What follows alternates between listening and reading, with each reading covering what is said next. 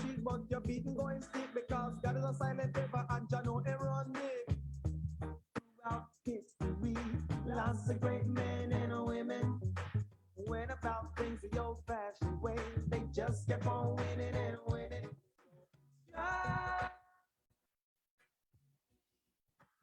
Step up in life and go forward, you know. You got to strive. Remove the doubt from out your mind and let good flow.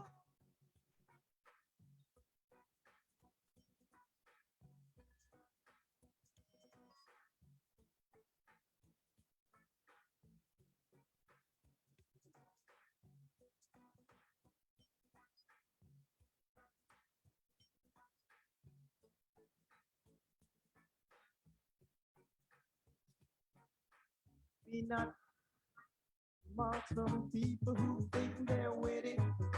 Keep moving on, mind gotta be strong and don't indulge in self-pity, but strive. Step up in life and go forward, you know. You got to strive. Remove the doubt from out your mind. This is another episode of the Jay and Circle Thrive Together Life Class Series, and I'm your host, Kamala McWhinney.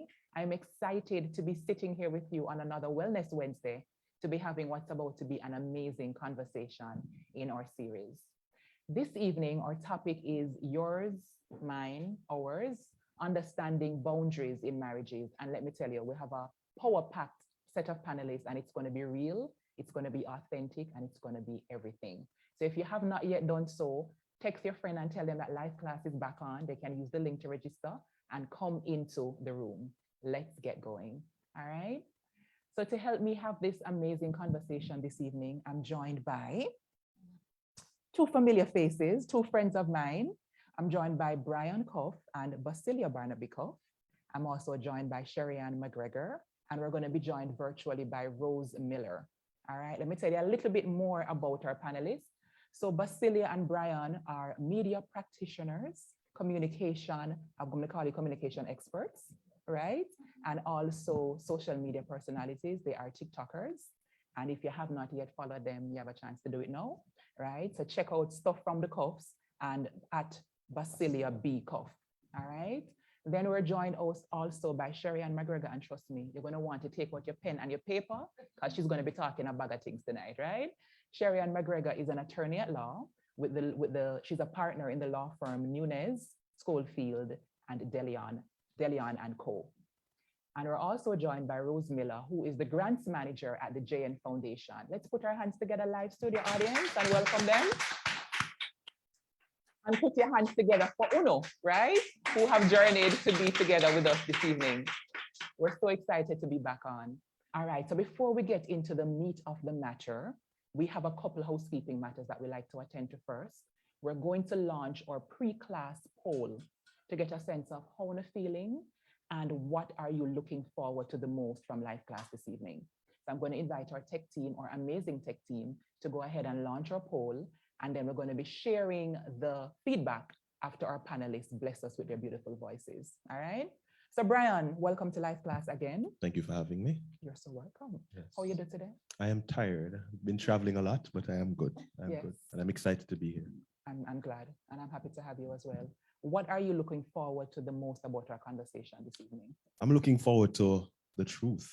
Hey. Yeah, a lot of people are afraid of certain aspects of conversations. Mhm. And, we try and gloss over it, but we are here to bring the truth. All right. You want to hear that? You ready for the truth? Can you handle the truth? All right. And let me jump over to Basillia Barnaby Cuff. How are you doing today, and what are you most excited about for our convo today?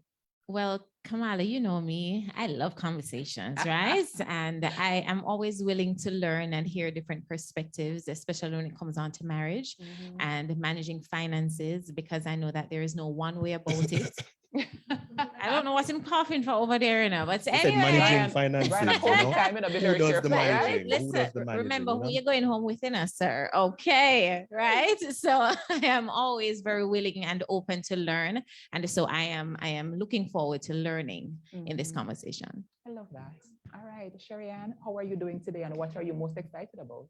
I'm doing well, thank you. And I'm excited to hear what people want to hear about because it's always evolving, Mhm. What's the topic that's most critical to people at this point in time? Yeah, That's what I want to know. so you want to put your finger on the pulse of what the people want. Yes. I like that. Yes. All right, and then we're going to jump over to Rose, who's joining us virtually. Rose, how you do today? And what are you looking forward to from class today? I'm great, Kamala. Great to be here again. Yeah. And boy, for me, it's all about empowering the people so they can thrive. And the money is a very touchy subject, Yes. all the way up from children all the way up. So we're just hoping to level out some things tonight.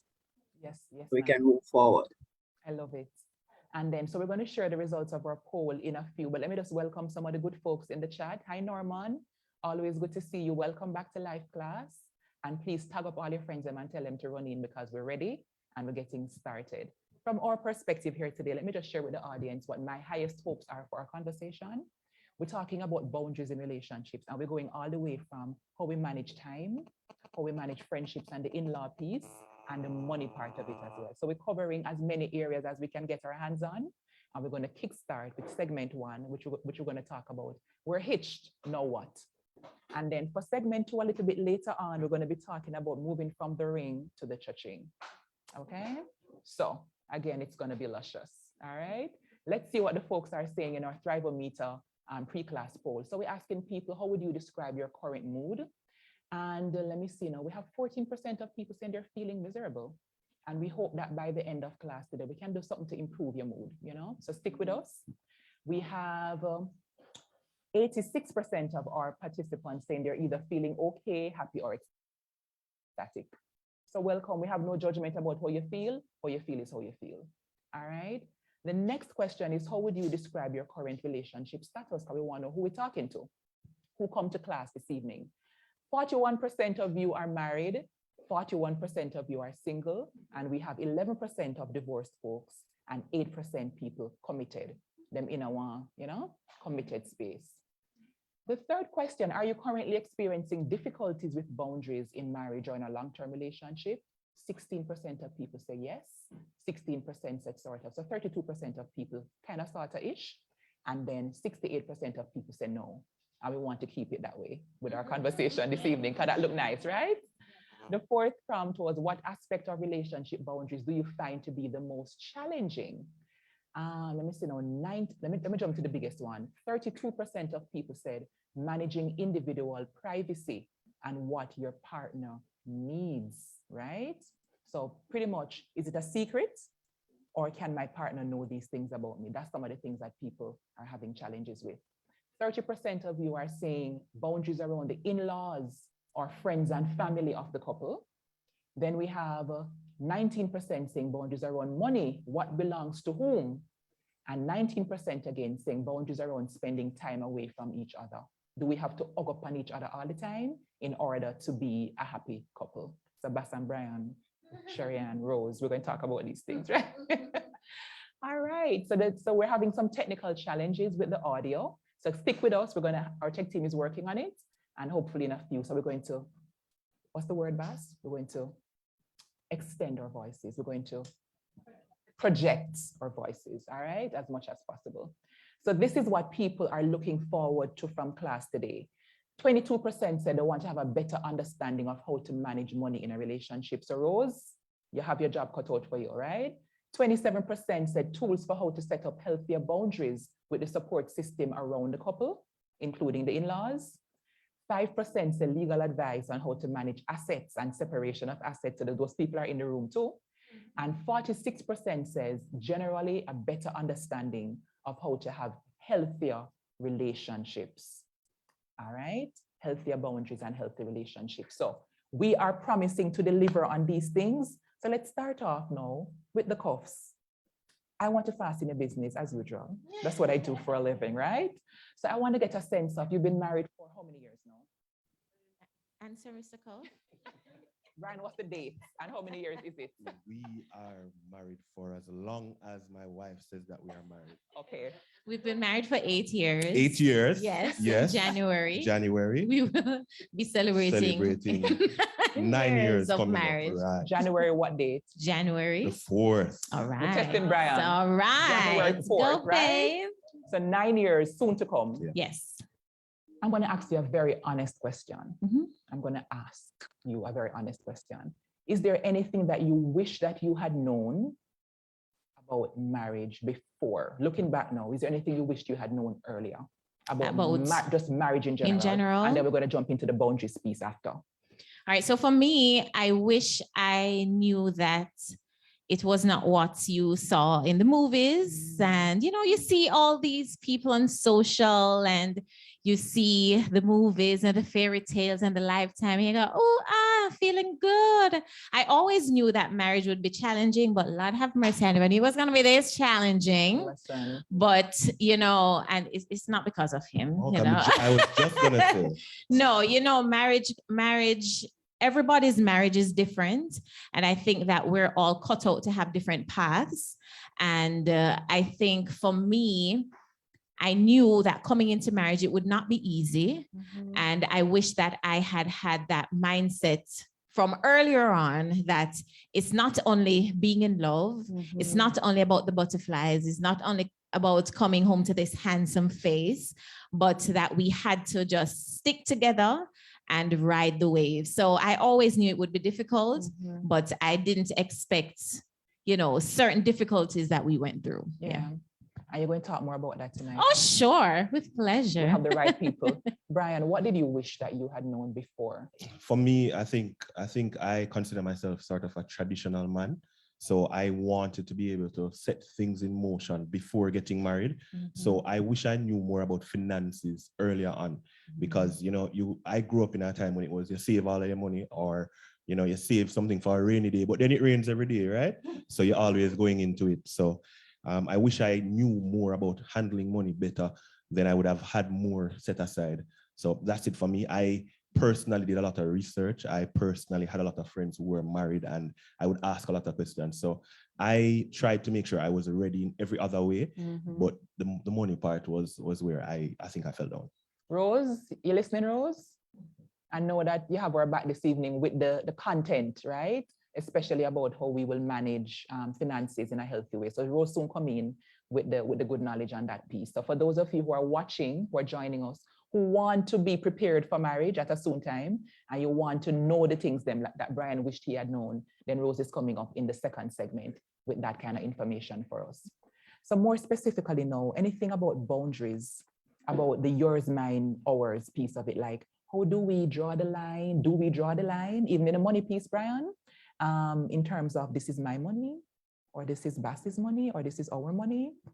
How have you been learning about that part? All right, so I, again, old-fashioned, so I do believe that the two become one. So I believe that everything is ours. However, that doesn't mean that if she has a bank account or she's setting aside money, that I need to know about it, that I need to check it out. I really wouldn't, I don't care. I really don't care. I've never asked. I've never sought to do any research, because I do believe that the two are one, and what we both do and the way we live, I'm confident that if she does have a secret account, yes, it is for our vacation and all of the things that she and does birthday for me, gifts, and the etc. husband day gifts that she often surprises me with. But I just believe that the two are one, and we are both in this to win it. And if we are both in it to win it, then we don't need to have any secrets or boundaries as it relates to that. I'm not saying I'm going to be that type of overbearing man. Yeah, I trust her fully. Yeah, I actually allow her to handle the money. I tell her how much money I'm getting, and the only time is every now and then when you have to go Bridget go pick up her slippers that you never know about it. I'm just saying, I'm just talking from a friend's perspective. But yeah, I trust her. She has proven over time that she uses our money well. She uses her money well. And it's interesting. I say our and her. But I do believe that she have leeway to do what she want with what she earns of her own. But I still do believe that she views it as our money. And because of that, I really don't care. I really don't care. If she want to take it and spend it, and then when month end come and she can't complain to me. So, but she Not doesn't. true. She doesn't. So we're good. Well, you know, when we just got married, we never have any money anyway, so there was nothing really to manage. What is Just money? saying. Yes. I don't ever have anything, right? We built together. And, you know, over the years, I have always been the one to manage when it comes on to paying certain bills and ensuring that certain things are in order. I keep records very well. And so I know when things are due. I am good on initiating like life insurances and things pertaining to the children when they came into the picture. Because Brian. Babe, something else has come up. I'm sorry, just wait. Yeah, because he knows that if I'm going to do something or if I come to him with something, I've already done the necessary research and got the necessary advice. And so he fully trusts me where that is concerned. I'm so very happy. And for our everyday expenses in terms of, say, bills and supermarkets, if there's ever a month, and the children, because with children, it was a whole new world when it came on to the expenses, unexpected expenses, especially. You're talking about the children getting sick and you having to go to the doctor and extra bills, all of that, and then school fee, and then eating habits. This week they want this thing, so you shop for the whole month, but then next week they don't want it again. You know, so it has been really a roller coaster ride where figuring things out where the children are concerned. But what I love about our partnership is the fact that if I ever feel like I am not managing or I feel like we're falling short in some area, it's not a case where I feel afraid of going to Brian and saying, boy, babe, maybe we spent a little bit too much, you know, last month, and coming into this month, we're falling a little bit short. He is always ready to find a solution. And so that gives me comfort because he knows that I'm not going to throw away our money. I'm not going to spend, you know, in a way that puts our family in any, jeopardy or anything like that. So for us, it has really been about open communication, just discussing what it is that we have coming up. If it is that we have plans, then we do our best to check in with each other and make sure that we're sticking to those plans. But for the most part, I handle the finances.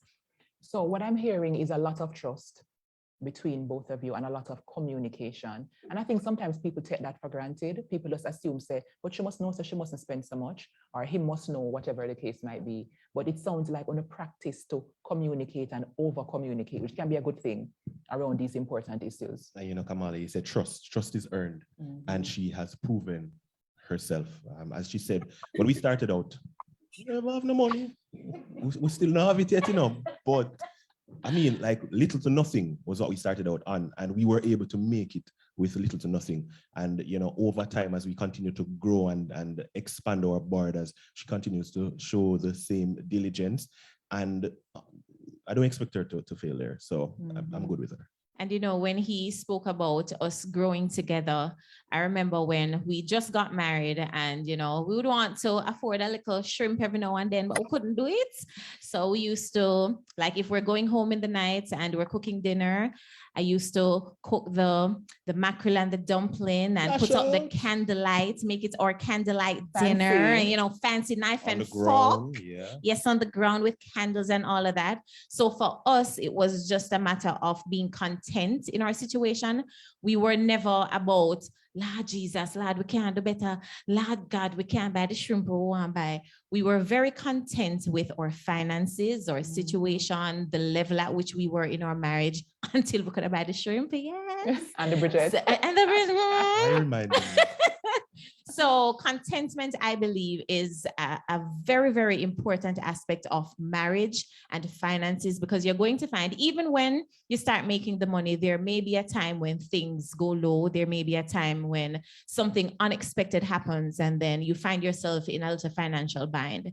And so I think contentment, communication, trusting each other, they're very important. And Charlene also agrees with us. Charlene Johnson-Dixon in our virtual audience, she says, yes, being satisfied until we are blessed. Talk about the things them, Charlene. Olive said earlier that she believes in the hours mentality. And she says also the shoes business had to be discussed up front. Oh, I live on the business, right? So I'm going to turn to our in-studio audience 1 quick minute. Let me see the hands of those of you who are married. Anybody is? 2, 3, okay, 3 persons. Anybody who wants to get married, like preparing for marriage? A couple, Trudy and I put up your hand. So we have the right audience at the right time, right? Some who are in the situation, in your status, right, of being married, and those who may be married at some point. And even if we don't marry, and we'll come into Sherry Ann shortly, even if we're not legally married, some of us are partnered. And so we're doing asset. We're buying things together, and we need to talk about how we move from day one to maybe when things don't work out to 100, God forbid, and what happens then, all right? So Bass and Brian, you got married 9 years ago. For those people right now who, since COVID kind of still, it's very much still with us, but especially at the peak of the pandemic, a lot of people were like, wait, we can't have small wedding now because pandemic, right? So what would your recommendation for those in the audience who are saying right now be as it relates to if they're planning a wedding soon and managing the money, managing the planning of your wedding?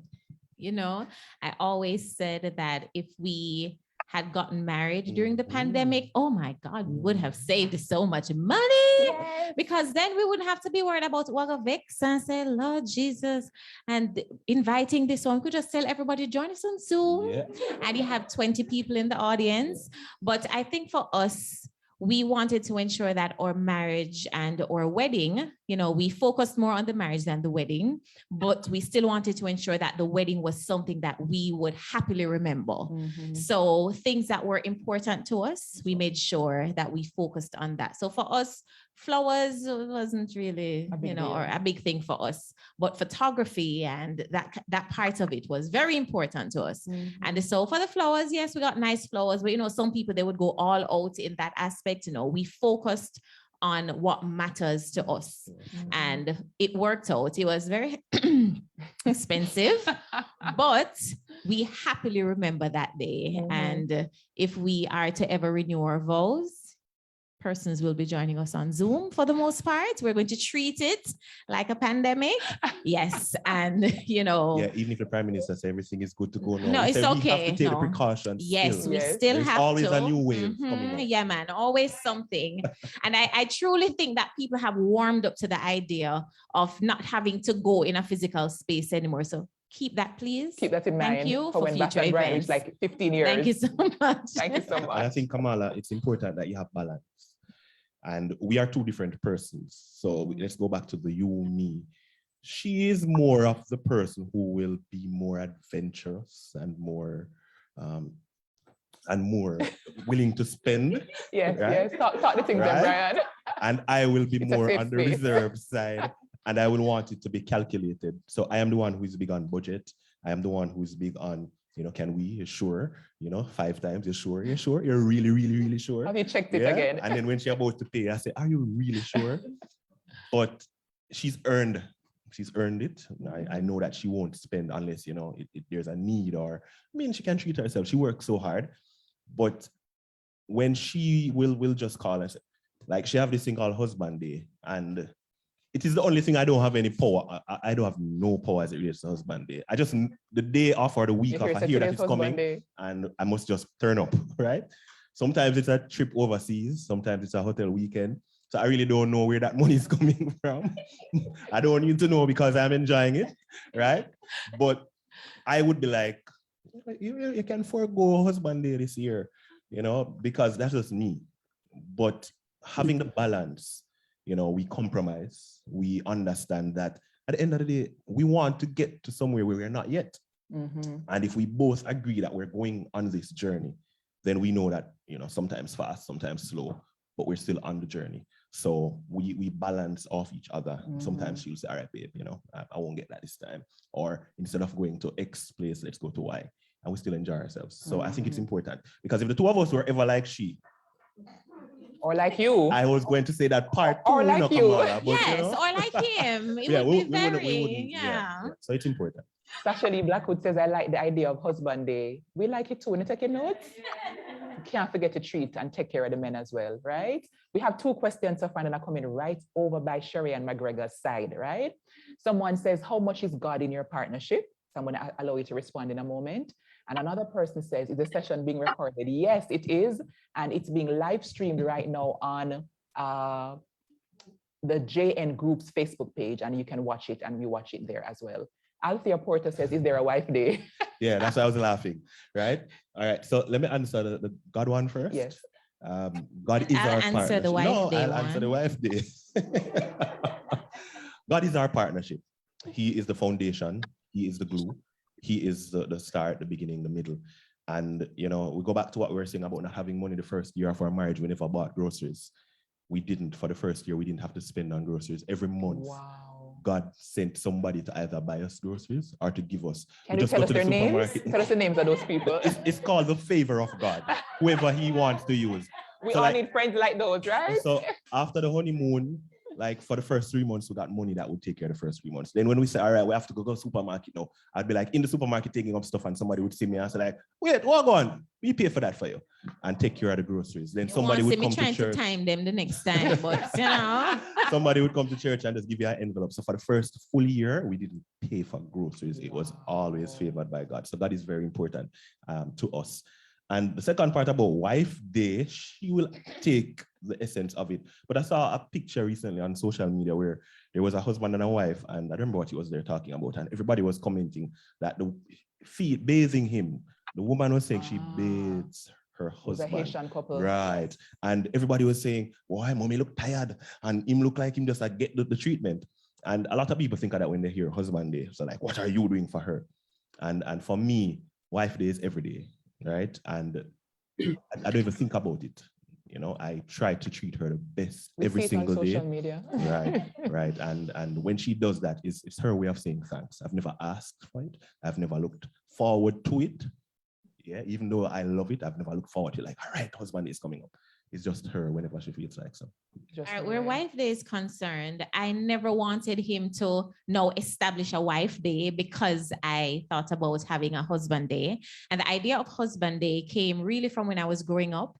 I remember my dad coming home one day and just bringing my mom a basket and saying, happy Winsome Day. Her name is Winsome. And so when I saw that, I think I was 8 years old at the time. I always said, when I get married, I'm going to make one whole day for my husband, you know, praying to God that I got a good one, because if I never get a good one, he wouldn't get nothing, right? So, you know, when I realized the kind of king that I have in my life, I said, oh my God, I need to do something extra special outside of everything else that I'm doing. And so I came up with this husband day. The first year he was so surprised, and because I knew the kind of person that he was at the time, and I say at the time because he has really loosened up a bit, and I knew that if I told him that I was going to fly him out for the first husband day, he would have said no. So what I did was I bought the tickets, I packed his bag, I made sure that his passport was in check.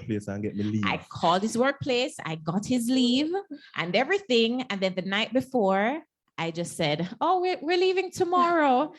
And he's like, huh? So he didn't have enough time to pull out. He didn't have enough time to say, babe, let's think about this. We're leaving in the morning. And then from that time, he warmed up to the idea. But I personally believe that him just being my husband and being all he is to me and to our girls is more than enough. I could not ask for anything better. I always tell people, I always tell people that for the 12 years we've been together for 12 years, married for almost 9. Yeah. I have never, woman problem has never been my issue, and I thank God. Yeah.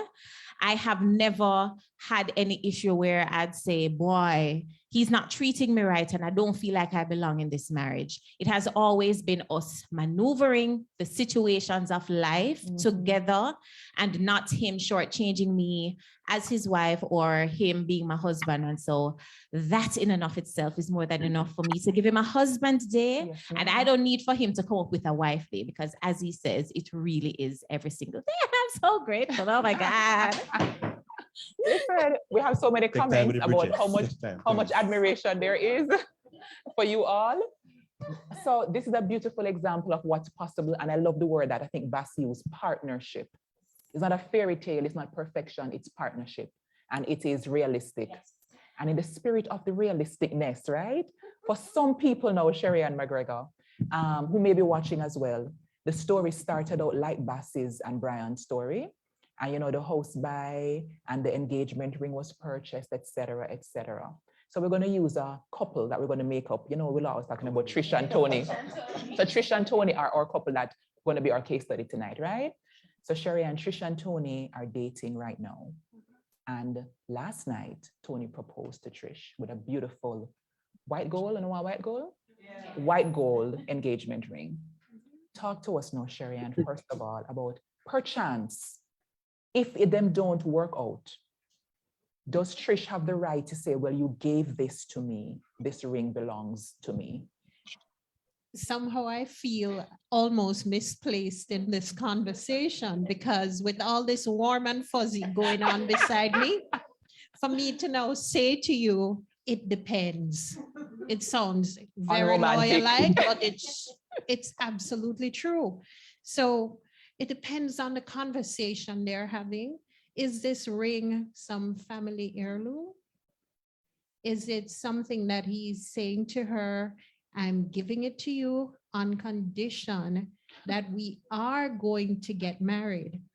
Or is it an absolute gift? I'm giving it to you, no strings. So Sherry Ann, similar to Kamala Brown in the comments, I'm saying wow, like several O's in the wow. So what you're saying, what I'm hearing you say, tell me if I'm hearing you correctly, is that it depends on the contract that they entered into. There you go, because it's a contract. And so is it a conditional contract? Is it an absolute gift, free and clear? Because if it's a gift, free and clear, when we break up, it's mine. You gave it to me.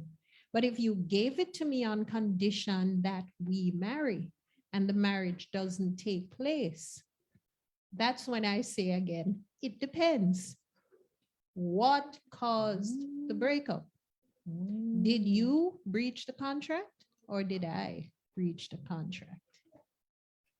And that's when infidelity and all that drama comes even into the before we picture. even go down the road and say we're going to the courthouse to get married. There's always room for lawyers, Listen, So we see this now. before, during, and after. So wow. it's very interesting though. You don't really find case law on something like this. And I haven't come across legislation, certainly not in Jamaica, concerning it. But when you think about it, if this is something that's part of my family's legacy, my grandmother, her mother before her, this ring is special to my family. And I'm saying to you, we're marrying and I want you to have this ring. But the idea is that you will someday pass it on to our child. So if we never actually marry, should you not give back the ring? But the question now is, if she breached the contract and it's not one of those absolute gifts, and let's face it, engagement rings are oftentimes far more expensive than the wedding ring. Can I tell you? Right? And so this is an expensive diamond. And you said white gold, it could be platinum. Yeah, we like platinum too, yeah. Yeah. And so the question is, shouldn't you be entitled to get it back if you've spent all that money and it's now gone down the drain? But I know some women who have said the engagement was broken off because he stepped out, or let's just face it, sometimes you realize that there is no compatibility and so it's unlikely. Or you happen to walk into my office and ask me about a prenuptial agreement. Coming to that part. And everything just blew up after that. So there could be a parting of the ways where there's no one at fault. So again, I say it depends. It depends, yeah. Right? But it's important to, people aren't going to have that kind of conversation when the ring is being given, right? Because it's all warm and The fuzzy audience and says all no. the bells and whistles. But yes, but that's why we have courts. And that's why we have life class, right? Because we need to know these things. For those who are looking to go down the aisle, you need to ask, okay, sir, what are the contractual obligations of me taking this ring? Because Sharianne, some type of way we kind of feel like, think about it before you give me, because you give me, and my one.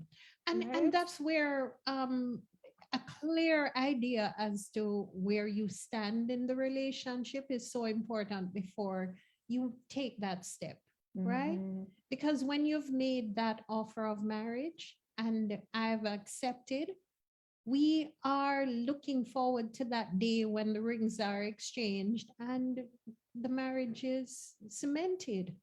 Mhm. And so the idea that you're just going to get up one day and just stick the ring on any woman's finger is unlikely, right? So most people would have thought it through very carefully Yeah. before that proposal is made. Should. I should. say Never thought most, about anything. Men should. most people. So- Somehow so- I so it think depends. both of you thought about it very carefully I had based on to. what you said. I had to. Yes. I was just so happy. I'm like, yeah. And But- then you have those situations too where traditionally the intended husband is supposed to have spoken with the parents, right. you know, and then things fall apart because the parents didn't know. And so discontent develops even before you walk down the aisle. So it It depends. depends. And we're going to be having Q&A in a couple of minutes. So for those of you who want to win for yourselves a prize, listen very intently to the rest of this conversation because we're going to be quizzing you in a few. right? Kamala, I have a question because I'm trying to be clear and I'm sure that person's maybe wondering as well. So is it that a conversation needs to be had? Because I've never thought about it that way before. But personally, if somebody gave me a ring intending to get married to me and we're not getting married again, for me, as a woman, I don't know if I want it still, you know, but then I realized that not everybody thinks like that. Them say, well, you give me already if it's your problem if you want it back. No, especially if maybe one partner is at fault. Mhm. So is it that this conversation needs to be had and in writing? But before you answer, Well- Madam Attorney, based on what you said, I got, so tell me if I'm wrong, I got that it may not be a contract that is written or is Because oral said, contracts are a thing too. or even said, but it's being lived leading up to that actual moment. I think you've hit the nail on the head. It's Give the Brian a prize. circumstances, because it's highly unlikely that anybody is gonna be sitting down and saying, okay, when I give you this ring, this is the basis on which you are to receive it. That's unlikely to happen. But then typically in law, it's when things have gone off the tracks that we are asking these questions. What exactly were Were the the surrounding arrangements, yes. circumstances when the contract was made? And by getting that picture, you will then be able to formalize what the contract looked like. And it's not even for you and me, because by then we are talking about a judge making that decision based on the evidence. And, you know, it might sound hypothetical, but there are actually cases. And CC Henry just said in the comments that Judge Judy judges a lot such cases and the engagement ring is usually returned to the giver. Denise says the ring is mine, I will sell it. And I think I was about to come to that piece because some people might not want the sentimental symbolism of the ring, but the ring can be monetized. They can sell it and receive the monetary value. So I may not want to look at it or even have it in my drawer, but it can pay like it can pay for like 2 car notes or something like that. You know what I mean? That's true. Yeah. So it depends on the state of mind of the giver or the recipient. Mhm. They may want to pursue it through getting legal recourse. But most people, based on what I've experienced, you know, talking to people, they just go their separate ways and there's really no intense conversation Mhm. about who About the owned ring. the ring. Yeah. So what we're talking about is not something that I've actually experienced in my In practice. practicality, yeah. Although one client did say to me when she broke up with her husband, he said, "Give me back both rings. He demanded it back. Greg Henry says she can keep it if she wants it. Greg? I understand. So Sherry, and we're going to build on the scenario of Trish and Tony. So Trish and Tony never engaged yet. They decided to hold off until January. But right now, Trish, being the good woman that she is, decided she wanted to support Tony's vision to build out the family house. So she and Tony lived there in the back room. And Trish started to buy up some block and some cement to build on the house. Now, if it is that Trish and Tony break up before they're married, right? And Trish come back now and say, well, I have shares in the mansion because my money go in there to buy black cement, steel, etc. Legally speaking, is Trish correct in her assumptions of what she have access to? You see, these aren't simple questions to answer because you usually have to know all the surrounding facts in order to determine what the likely outcome will be. Because the question is, whose house is it? Was permission given to do that construction? By the Was owner? it done openly, or was it just that they picked up themselves and did it and the owner was overseas or something like that? Now, if it is Tony's house and with full knowledge of all the circumstances, Tony allowed Trish to go ahead, spend her money and improve that house, then as far as I'm concerned, Trish does have a basis for a claim. Now, the question is, were they living together before Trish did that? So had they formed a common law union? Talk to us now, attorney. Because you see, you can build on these facts to such an extent that it becomes even more challenging to have a straightforward answer. Now, if Trish and Tony were single people, meaning both unmarried, because you wouldn't believe how many times people come to me and they say, I was living with him for umpteen years, well over 5, but he was still married. A separated man is not a single man. So you will never establish a common law union With somebody with who's him. previously married. So who's still let's married. hope that Tony was free, single, and disengaged.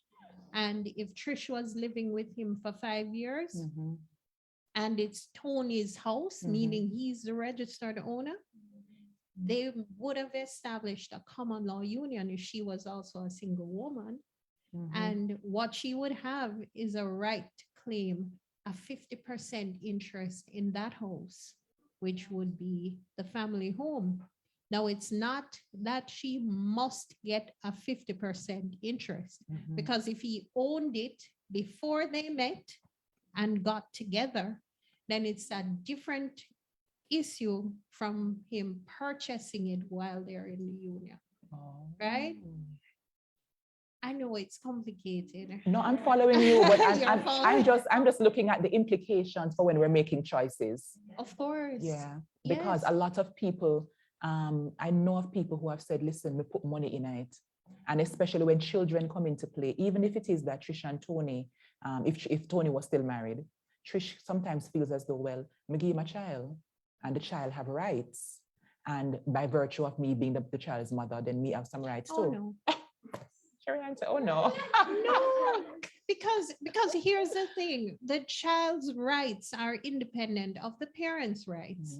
And when we're talking about maintenance, right? So a spousal support or whatever you may call it, and you are a spouse, whether you're a common law spouse or married to that man, and you make a claim for maintenance, then that's something entirely separate from the child's right to claim, because a child is always entitled to receive support from both parents.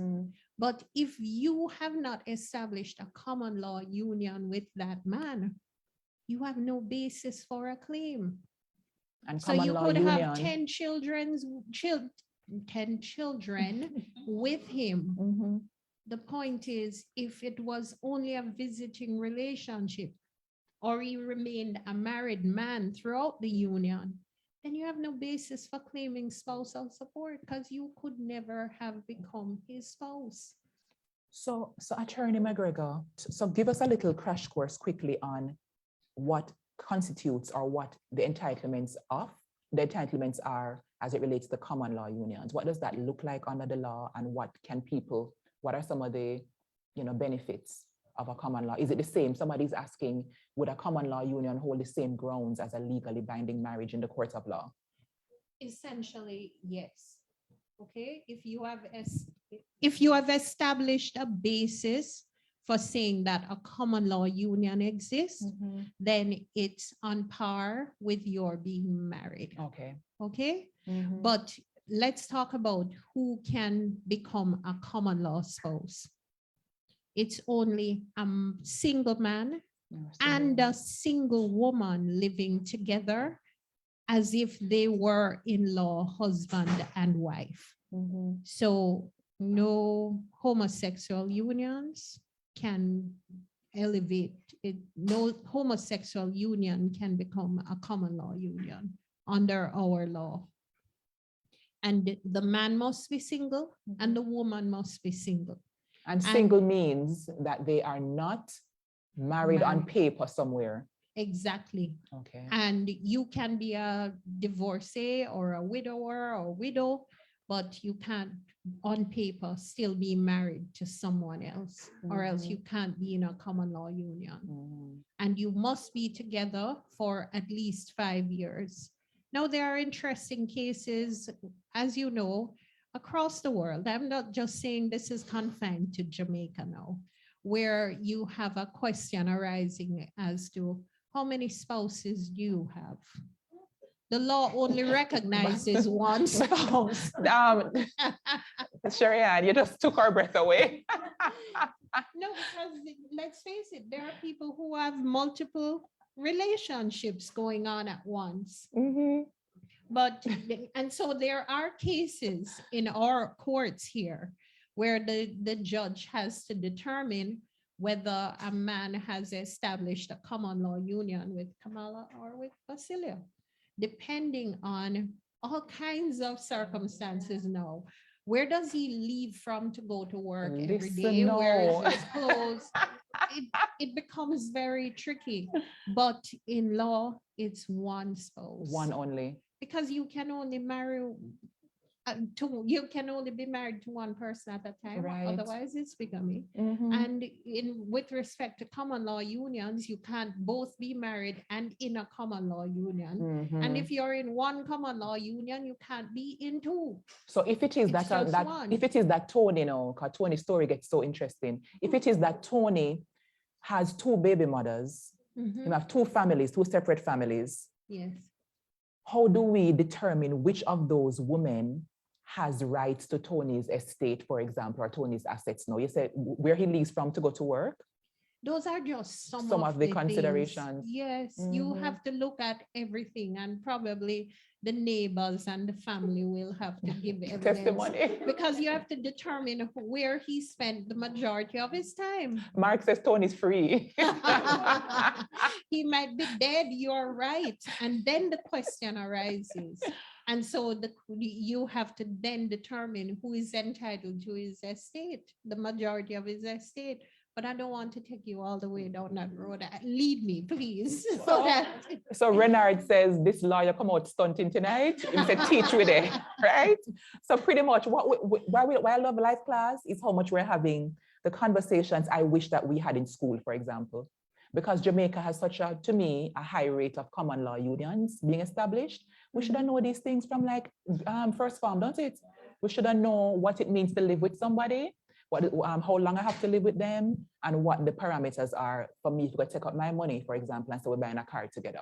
I think the lawyer just taught Mark Black. He says every 4 years we break up. So he don't go by the 5th year. Actually have people asking that question. Should I go 4 years, 11 months, and 27 days? No, they do ask. I'm sure it's not Mark. She can't disclose, Brian, confidentiality. But those things become very serious matters for consideration. But remember, Jamaica did not always recognize common law unions. Right. It's far more recent. And especially with regard to property, that was not until April 1, 2006. with, yes, when the Property Rights of Spouses Act came into effect. Mhm. And with regard to maintenance, it was sometime in 2005. Mhm. But we had recognized common law spouses from the point of view of deadlift Mhm. years before that. Right. Right? I can't quite remember the date now, Mhm. but it's not something that you or I would have learned too far back, Right. because it was not. It wasn't a in the law. thing. So Mhm. question, Brian and Bass had spoken earlier about the account and the secret accounts. Yes. So if it is that, so Trish and Tony are now married, right? Mhm. Go They, through they go managed through all to the make it things. there. They managed to make it there. So Trish and Tony are married, Mhm. and Trish now decides that her last boyfriend did mash up her money situation. So they have their account, but Trish have a little stash somewhere. Suppose it is that they're now separating, Yes. and Tony says, well, I was married to her, made a financer, so I have entitlement to some of that money in that account. How does that work now? Okay, so bank accounts, houses, cars, the Persian rug, the rest of it, all Mhm. of those are called property, right? Mhm. And we could continue that list all the way down, even in intellectual property could be involved. So under Jamaican law, we don't have automatic 50-50 on separation when it comes to marital property.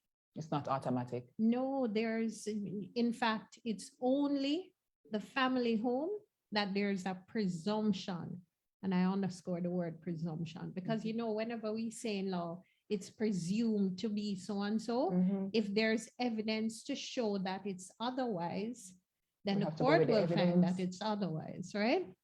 But it's only the family home. And what is the family home? It's that principal place of residence Mhm. during the marriage or cohabitation, which is owned by you or him or both of you. Now, it's Mm. very important to note that because if there's a third party's name on the title, Mhm. then it's not going to be the family home. So you if could Tony's build- mother had gifted him that house and Trish and him living there now, when Trish leaves at 50-50. Not necessarily, because now you're taking me into deeper details. Because remember, I said there's a presumption of 50-50. Because if Tony's mother gave him the house, then it would be registered in his name eventually, right? So it could have been the family home for them to share together, and she could claim a 50% interest.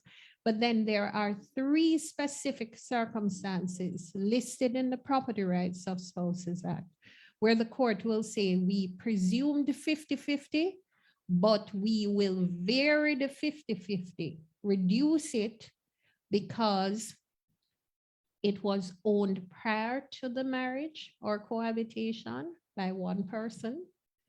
It's a marriage of short duration, which is less than 5 years, or it was a gift to one party intended for his sole use, right? So in Tony's case, it might not be 50-50 for in Trisha's favor, but she could still get something. It's not automatically zero because Tony's mother gave it to him. But he could well have a defense to say, no, Trisha, you can't get 50, right? So many things to consider. It's a lot because Trish could have spent lots of money on the property, renovating, improving, and the rest of it. She might be like Bass. And the fact is that she could really increase her chances of getting closer to that 50%. But like I said, it's only the family home that is presumed to be owned 50-50. For all other property, the person whose name is not on the title or the certificate or the bank account would have to prove that they contributed towards the acquisition, the upkeep, or the improvement of that property. So in the case of the money in the bank account, Right. it may be solely in his name, But if Trish is able to show that she sold a car and gave him the money and he put it in the bank account, or she could show as well that she was the wind beneath his wings and was the homemaker. She mixed cement, she did everything in order to help the family to progress. And so she may be able to say that she made non-financial contribution, which caused him to accumulate those assets. Okay? So somebody was asking, interestingly, you just came right back to where the audience is waiting to hear feedback. How much are receipts and other financial instruments needed to prove that either party does in fact have monetary interest? And you just said it. It's very important, Yeah. extremely important. And most times when I'm faced with a situation where a client has a challenge proving a claim, it's because your situation is the reverse, right? But most times it's the man who has managed all the finances and the woman went along and she knows nothing About the back end. about all the details. So she comes to me and she says, I want to make a claim, but I have no idea what to make that claim for. It's a very sad situation. And there are lots of tears shed in my office. I can imagine. Mark just said this is not looking good. So people are going to start saving receipt based on tonight. Right? We have a question from Raquel. Raquel says, if a single man and woman live together for 15 years, single man and woman live together for 15 years and bought a house together, if they decide to part and the woman wants to buy his portion, how does it split? The man only used his NHT benefit. The woman not only used her NHT, but took additional loan. How should it be split? Should half of the value less his balance of the loan? What's a specific question? Some free legal advice tonight, right? Right? So I hope they are Jane. They are Information for them banking to with go. Jane for this, right? May I just issue the disclaimer? Nothing I say here should be a Constitute substitute for legal specific advice. legal advice. Because it depends, right? In It many depends, instances. because you're never quite certain whether you're hearing the full story. True. But what I can say to you is that when the judge is asked to determine who, and now we're talking about the family home in particular, the date of separation becomes very, very important because you draw a line in the sand. And what happened before, you know, when you are hustling together, when you are saying, you buy the grocery this week because I'm short and I will buy the gas next week, or I will pay the mortgage and you take care of the utilities. The court won't delve into all of that. The court wants to know what the situation is as at the date of separation. So although all he did was use his NHD benefits, if his name is on the title with hers and there's no qualification on that title to say his interest is only 1/3, hers is 2/3, then the presumption is that they own it equally. Okay? The hard truths. Yeah. This is the unsexy truth that we need to talk about. When the warm and fuzzy is coming in strong, we need to pause and have these conversations. We have so many more questions in this from this audience, but we're going to take a little break. We're going to segue a little bit. And I'm going to invite any member of our in-studio audience to prioritize a question from any one of you, right? For Bass, Brian, or Sherian. They look like they're stressed all the way out at this point in the conversation, because people are saying that you mentioned for Bass and Brian, there is trust between them. So somebody was asking, is it a case where you're saying, even if the person doesn't have responsibility over like paying the bills or so and so, should they put a lot of priority on having the information to know wagwan, So how the money know go, about husband day and or the ticket buy, right? And you know, the truth is, it really becomes important when things fall apart. And it's really an unsexy topic. Listen. Because let's face it, I don't want to be watching every single cent that you spend and keeping every receipt. The truth be told, there are some clients who come into the office with a trailer load of receipts and proof and information. The audience is She so said engaged. they've been yeah, keeping tabs and setting up their derricks for that Just in case. claim, just Shanique in asked the case. question. Shanique says, do pet names on receipts? Are those valid?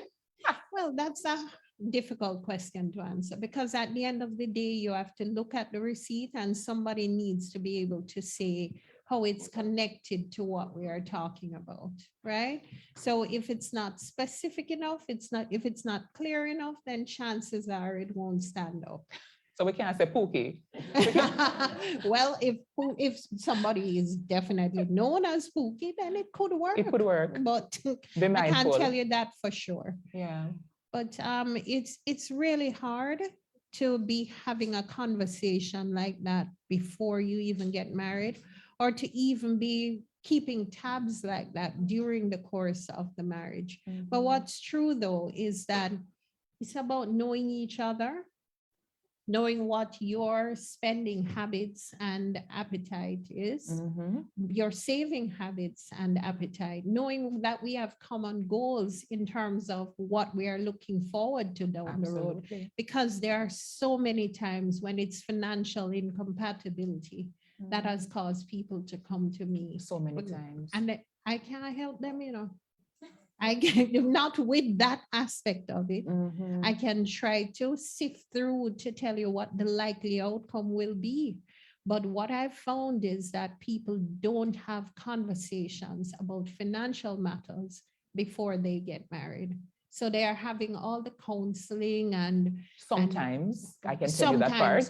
Only sometimes. But yeah. even the ones who do go to counseling, and you will have to address this one, do counselors really drill down and say to people, talk finances?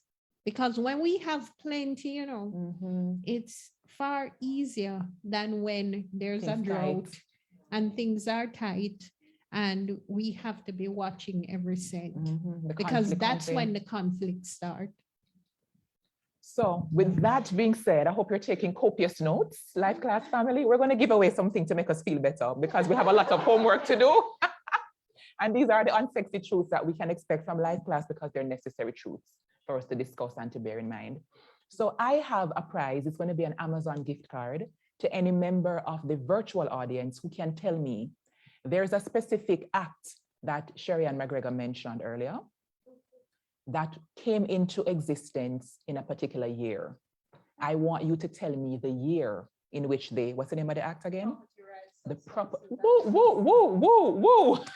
Listen, so Terry-Ann Wright just decided to be ready. So I leave the tech team to figure out who is the winner, and they'll tell us soon. It looked like Terry-Ann was ready for us, right? Is it Terry-Ann or Terrain? Terrain was ready for us. So tech team will tell us in a short time who is the winner, but congratulations, Mark said they had their receipts. Anybody from our in-studio audience want to ask a question or make a comment? The microphone is ready and waiting for you. Don't look shy. But they're actually taking notes. I love this audience, right? Okay. So we're going to segue into another aspect of our conversation. We're going to go a little bit deeper into the money piece. And we're going to invite to join us on our stage virtually, Rose Miller. Rose, how you doing today? Great, Kamala. Wonderful. And you've been listening intently to this very lively. Ma'am. Yeah. And I love what Mr. McGregor just said, you know, right on the button. Absolutely. So we're going to talk about the ring, moving from the ring into the cha-ching piece now, talking about the money and what kind of money habits can best support couples and make them feel like they're moving towards something that's healthy from a financial perspective. So Rose, talk to me about some of the money mistakes that in your experience, a lot of people make in relationships. Yes, thank you. A lot of money mistakes. Some habits that are just not good at all for the relationship. But even outside of a relationship, just not good at all, for generally speaking. So some of the habits that we have, you know, people are spending more than they earn. That is a big no-no. In fact, we shouldn't be spending all that we earn, much less more than we earn. So those two things, never spend all you earn. You must be saving some at all times. In fact, you really should be using what we call at the foundation the 10-10-80 formula. So you save, you give, and you spend. 10% you save, 10% you give, and 80%. That's what you spend. So at all times, please. We'll be saving. Say it again for us. 10% you save, 10% you give, and it's the 80% that you spend on all the 1,001 things that we need to be spending on. So we can see right away that there's absolutely no space for waste. So you have to do your budget. You must do your budget and direct every last dollar to a destination. Can't be the money having legs and wings and doing its own thing. You have to manage that, or the money is going to manage you. So another habit that must be inculcated, must do your budget.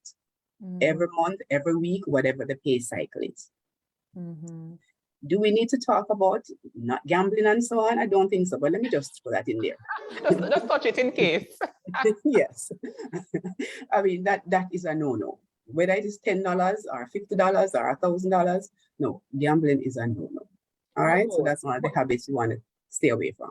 But Rose, some people might be listening and saying that you have to take on some risk in order to flip your money and make it work for you. Yeah, that's why you invest. And some people win. It's just not a good habit, eh?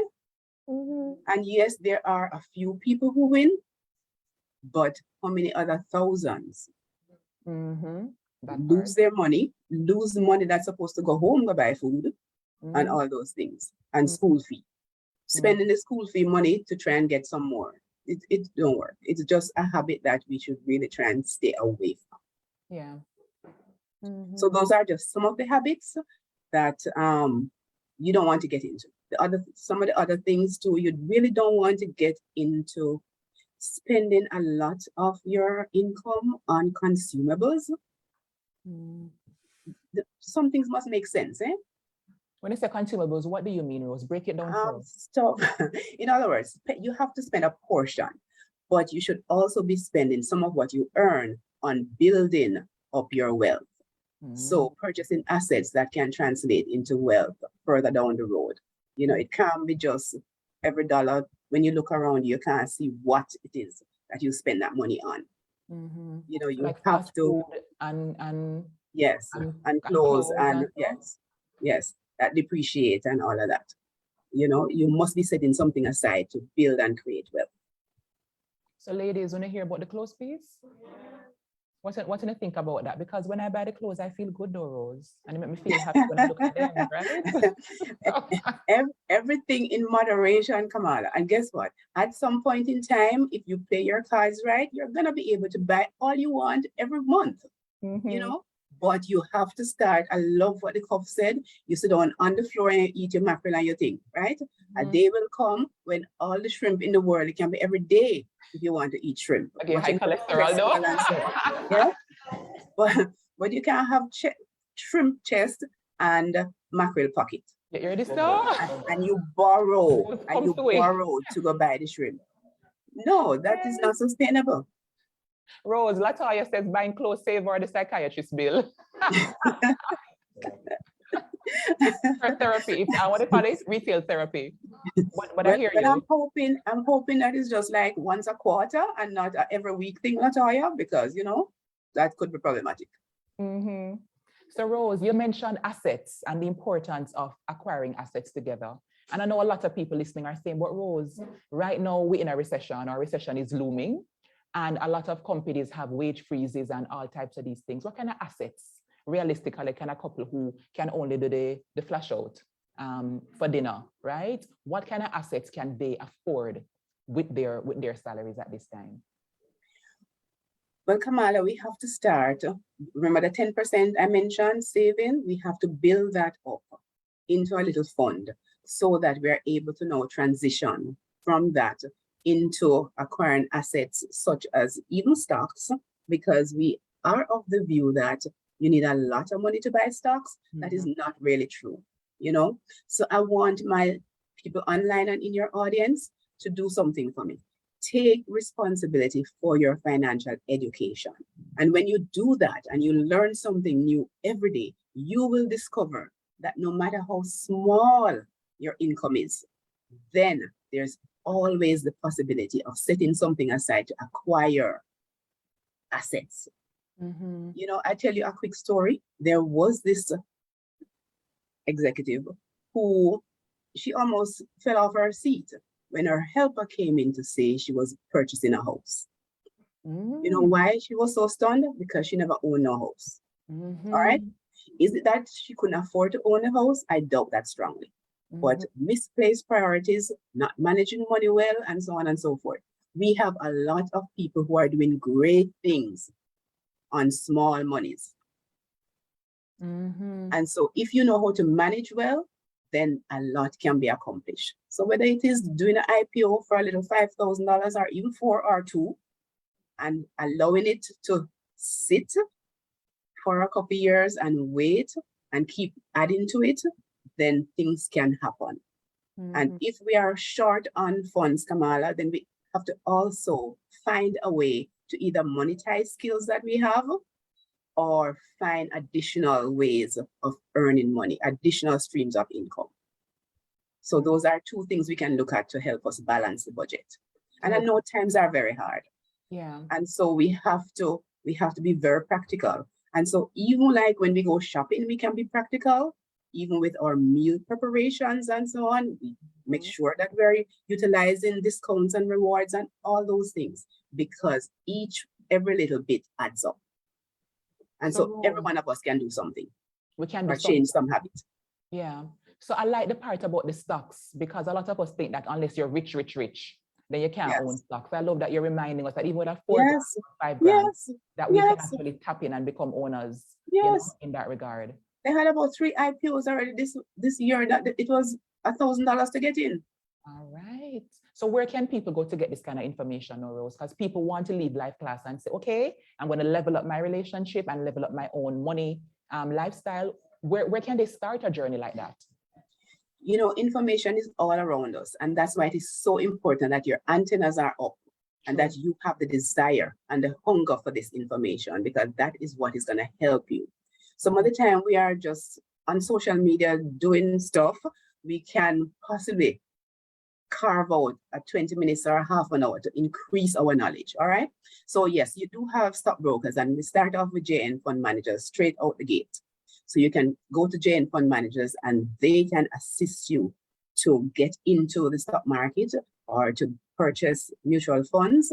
But those are just 2 classes of assets, they call them, that you have an opportunity.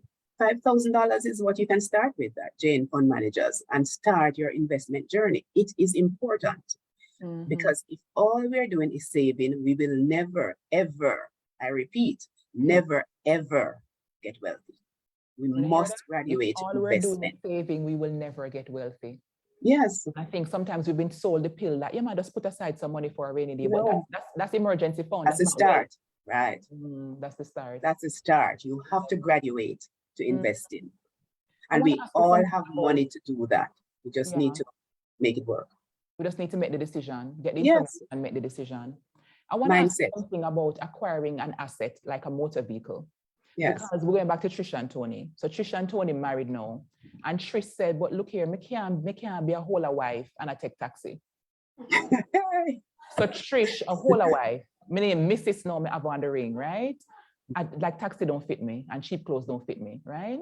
So how would you encourage them to make that decision? Yes, Latoya, Trish get hype now, right?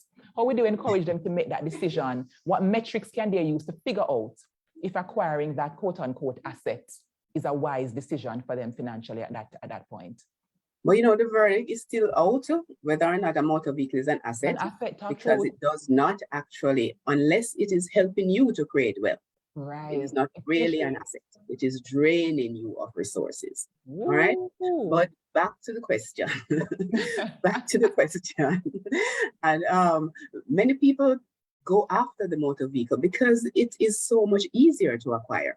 you know, but a lot of us find out that once we have acquired this motor vehicle, because it is taking so much out of our resources, we can't move on to the next goal that we have in mind because there is just not enough wiggle room of finances.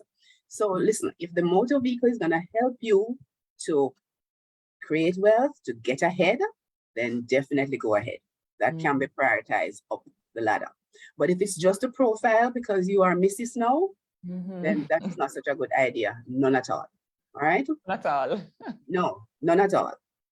And then now suppose Trish says, we used to live down at that place, but now we have to go up the hill. We have to go up the hill.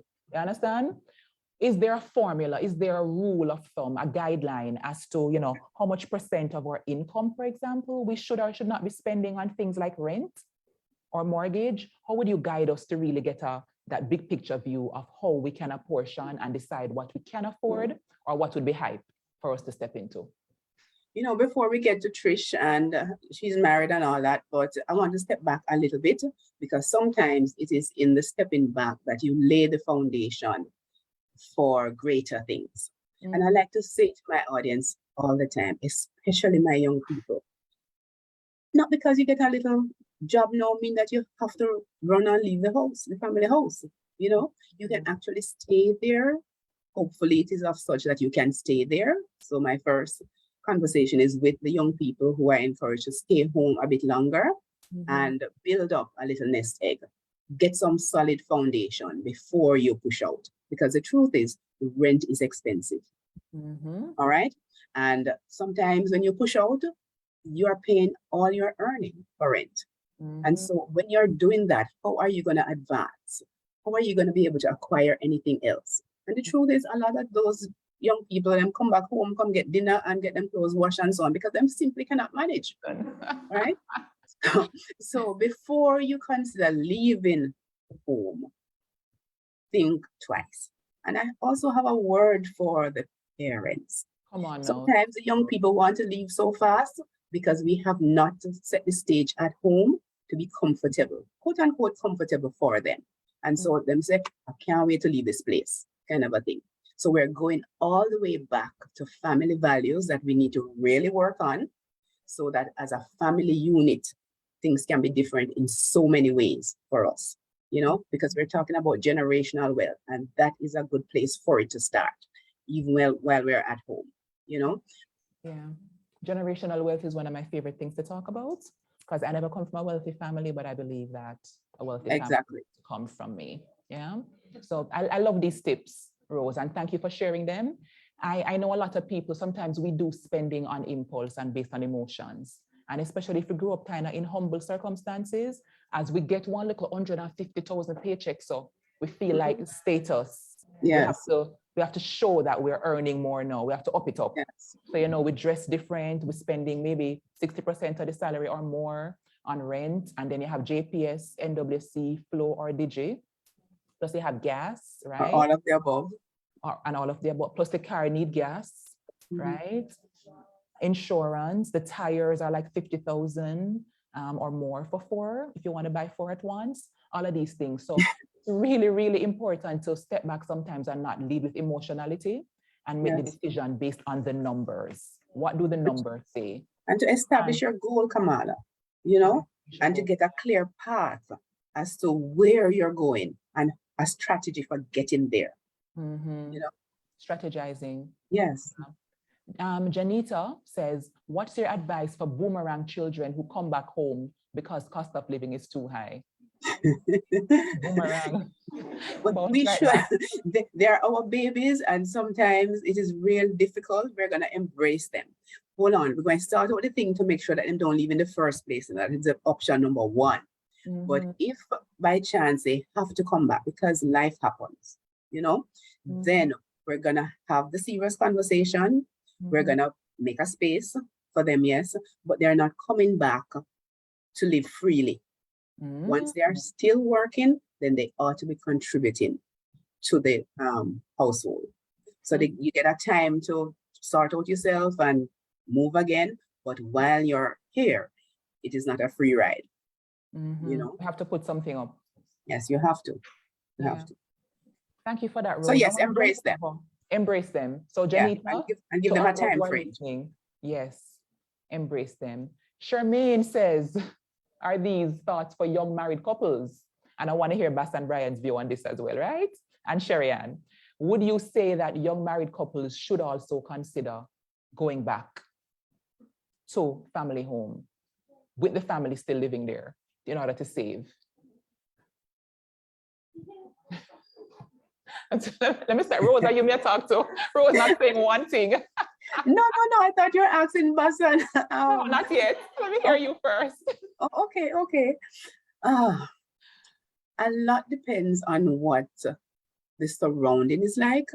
You know, it's a difficult call, but if it can work at all for the future good, then it can work. All right. Not in all circumstances. And if you have, it's going to be difficult to have a space for yourself, kind of a thing. But depend on who you're sharing with and the circumstances. I have known persons and I've heard testimonies. The most profound one was coming from Miles Monroe, that he did that for a couple of years when he and Ruth just got married. And it set the foundation for awesomeness further down the road. But it might not be everybody's reality. But if at all it is possible, even for a season, then no shame in that at all. All right. No shame. Your You know Rose where is you both. want to get to, Yes. and this is part of the journey. But if it's going to be uncomfortable and all of that, no. Yeah. No. Because your marriage is important. What is your vote on this matter? We're coming right around the circle. I endorse what Rose said. And unfortunately, if the circumstances aren't right, one or the other of them might end up in my office. And that's the sad truth, because if you are living in a family home, then you have other relationships to manage in addition to your own. Right. And that can become very challenging. Yes. To say the least. Yeah. Basillia, like you were ready to tackle this one. Give us your wisdom. I know that sometimes persons may say the first answer is no, not doing that, not happening.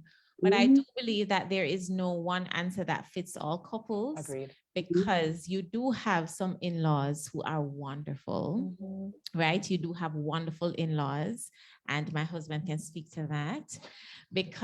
And we are very open about, why are you looking at me like that? Smile.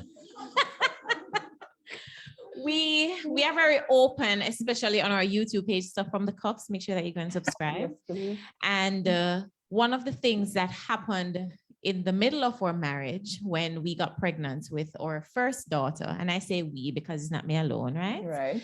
Right. People find it weird that I say we, right? When we got pregnant with our first daughter, and my job was in Mandeville, Brian's job was in Kingston. I am from Mandeville. And the initial idea was for me to travel because the circumstances were good surrounding traveling, because I only worked in the afternoon. And so I would leave our marital home in Spanish Town, go to work, come back, and then boom, found out we were pregnant. Then I think one night we got a reality check when I was on my way home, heavily pregnant, and the car broke down on the highway. Lord. Me, my belly, the baby, in the dark, people shooting from Mandeville to try and get to me, Brian and his friends and co-workers shooting from Kingston to get to me on the highway. That was a very scary situation for us. At that point, we had to make a decision. All right, what are we going to do? In that moment, the best decision, because especially surrounding Brian's work schedule, was that I moved back home to Mandeville, to my parents' home in Mandeville, because then I would have my parents' help. It was nearer to my workplace. And then Brian took on the task of doing the traveling. And then the traveling didn't quite work out for Brian. And so we ended up me living at home with the baby and my parents, and Brian being in Kingston for majority of the week until the weekends, etc. Until eventually Brian decided, that he would move back to Mandeville, Give up his job. that he would That give up part. his dream job, Yes. right? And move to Mandeville, particularly because we then found out that we were pregnant with daughter number 2. And if you want to see the full story and cry with us, you can watch it on YouTube. And then Cry when with he, us. yes, you cried too. Please remember. I saw it. Remember I saw it, cry. Brian. And when he moved to Mandeville, so now it was me, Brian, The two girls, my mom and my dad. Mhm. One of my first thoughts was, okay, I hope this can work. But then there wasn't a lot of worry because of the relationship that we all had. So it is possible and it can work. Mhm. Brian, being the man, he could have said, boy, now move. I'm waiting to say that. That's exactly what I Now want to say. move now. when I know parents' house. Which parents' house? Man, them want to watch it. Parents' house, so you're going now. Right? No, sir. But we have a very wonderful relationship. Me, Brian and my parents, wonderful relationship. And I remember in the initial stages, my mother was so very deliberate about having Brian in the home that she would literally give us so much space that I have to say, so you can't come around here. So again, you can't, Boundaries. come in the living room, man, and sit down with us. And she's like, no, we want to just give you guys your space. And so I will say that it can work. And it saved us a lot of expenses. They have migrated now. And so we have the house ourselves, right? It worked out. But it worked out. But during that period when we all had to live together, I'm not saying that the circumstances may be the same for everybody. So you have to know if it can work for you, and trust and believe it. If it could not work for us, we would not have stayed. Yeah. Right? But it did. And I think the root of that was the fact that we had a wonderful relationship. And healthy boundaries, Which Brian. camera I must look in? Very. Camera I must look in. This one. one? Here, so, yeah. No man, no one be no workless man for living in a parent yard and spend no shared resources and shit. That is the dominant culture within which we've grown up in. Right. And it's a sad reality because it has not allowed us to realize that there are different variables, but now everybody wants to be under one umbrella.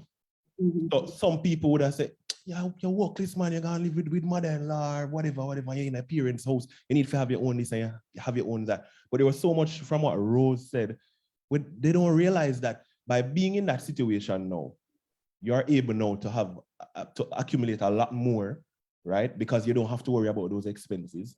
And if you have the right setting, if you have the right boundaries, and everybody understands it, the conversations don't even have to be had. If you respect your marriage and the mother-in-law and father-in-law respect their marriage and they respect you as well, then they will stick to themselves and you will stick. We would have to be the ones to go, wow, I'm gonna sit in the house, look like we just take over the house, and I think it can work. It has worked for us, and I do believe that it's something that continues to work. But there are bad days and rough days. Let's be real. Yeah. I can't walk up and down naked anymore, just I run around the house like that. Yeah, but let's be real. Yeah, time hot. Yeah, I'm joking. You're not joking. I'm not joking. But there are things that you cannot do by being in a shared space, right? So you have to make changes, trade-off. right? You have to make changes and adjust and evolve. Don't consider a relationship just to be flat and you have to make the changes. They have to make changes. We have to make changes. And everybody understands that everybody is trying to make it. Yeah. So it can happen. You give or take, you give and take, and you just have to know what you want from it. Yeah. It may not be, especially if you live in a 2-bedroom house. Yeah. You have beer and right next door, and you now bring your neatness to a house that them not care, them no wash plate or whatever, and you wash up all the plates all the while, and like everybody realize, oh, you wash plate, everybody give you make more sure, plate to yes, wash. man. Yeah. So there's a lot to it. Yeah. But there has to be conversations and realities that have to be lived, and people need to have the conversation and say, hey, we're in the same space or whatever. So So I love what you're saying, and you're bringing home so many important points that Rose mentioned and that Sherry has even touched on in the course of our converse so far. One of the things I want to just highlight is how sometimes the burden is placed on men, right? And I think sometimes an unfair burden, because partnership requires two people who are willing to contribute in whatever ways they can. When Brian and Bass shared their story about how Brian gave up the dream job, right, to be with his family and make that unit work, there were so many trolls on social media who came for Brian's neck, came for their necks and was saying, what kind of man that had the money are the important thing and a workless man and one bag of foolishness. And what I admired about these two is that they stood in the reality that this works for who? For us.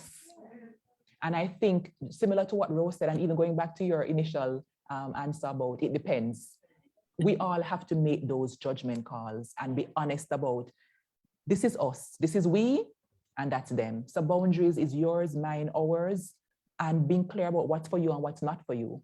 It cannot work for every couple and their in-laws. It would be disastrous, but sometimes we have to take a step back and say this is important for us and not let the social media pressure and what our friends and their husbands and wives are doing come into play for you to mess up your long-term financial goals to look like other people.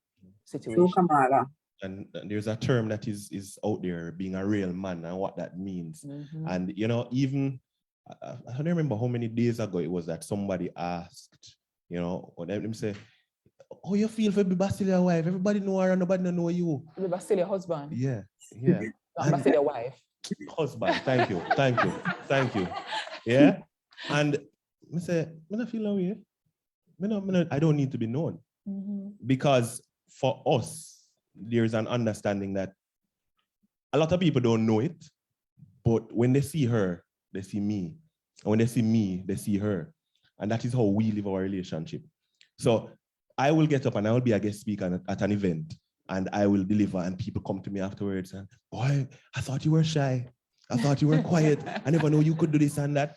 And I'll be like, so and so and so. But we have discussions behind the scenes where she helps me and I help her. And then whatever you see, you don't even know it's who you're getting sometimes. Partnership. There you go.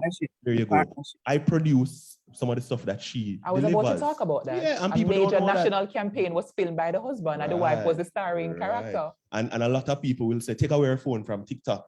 Yeah, who a film? Yeah, who sometimes I say, no, do it that way, do it this way. So people say, and it's a cultural thing, because them try and make you feel bad.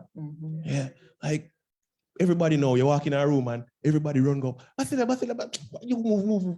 And me say, yo, I'm gonna take a picture for you. I don't feel anyway. It doesn't have to be competitive. It doesn't. That's an important It doesn't. And society pushes competitiveness. Yeah. And the most important thing about all of that, everybody in the world could have do that. She never does that. So she never lets me not feel like the king of the jungle. Yeah. And that is what matters. When I go home, she knows that. Somebody say, oh. She knows, you know, I am the head of the household, and I really don't care what nobody else think, because when everybody done talk after them 5 minutes on Instagram or whatever and gone back to them reality, we have my reality. You're living your lives. We love that. I think that's a very important point to make. Somebody in the comments mentioned. Somebody in the comments mentioned that when their brother and his wife fell upon hard times, if you could have scrolled back up a little bit for me, tech team, I think it was Julaine or something like that was the name. Their father only allowed for the wife and the kids to come into the house and not the son. And that's where I jumped off of to say, Brian, we could talk about this masculinity thing, right? Yes, go back up a little bit more for me. Yeah, a little, 2 more up.